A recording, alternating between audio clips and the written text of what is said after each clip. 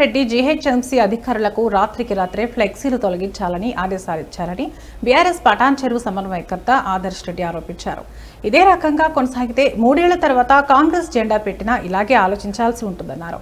అందరం కలిసి రాష్ట్ర అభివృద్ధికి కృషి చేద్దామని హితవు పలికారు. ఇలాంటి కక్షపూరిత రాజకీయాలు గతంలో రాష్ట్రంలో లేవన్నారు.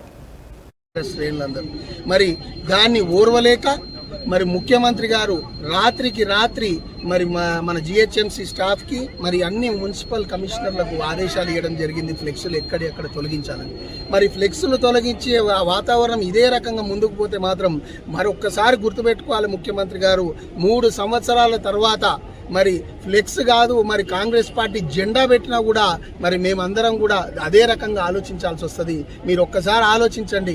అందరం కలిసి ముందుకు పోదాం, రాష్ట్రాన్ని డెవలప్ చేద్దాం తప్ప ఈ కక్షపూరితమైన వాతావరణం మన రాష్ట్రంలో లేదు. ఇంతకుముందు ప్రభుత్వం బీఆర్ఎస్ ప్రభుత్వంలో మేము చేయలేదు.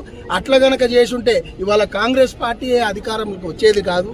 కాబట్టి మీరు కూడా అర్థం చేసుకొని ఇప్పటికైనా సరే మీరు ఈ ధోరణి ఏదైతే ఉన్నదో మీరు మొన్న మేము 27 మార్చి రోజు ఏప్రిల్ రోజు మేము ఫ్లెక్సులు పెడితే కూడా పటాన్ చెరువులో మొత్తం అన్ని ఫ్లెక్సులు తీయించడం జరిగింది. ఫ్లెక్సులు తీసేసినంత మాత్రాన ప్రజల గుండెల్లో బీఆర్ఎస్ పార్టీని తొలగించలేరని చెప్పి మరొకసారి తెలియజేసుకుంటూ ఈ పద్ధతి మనందరం మానుకుందాం.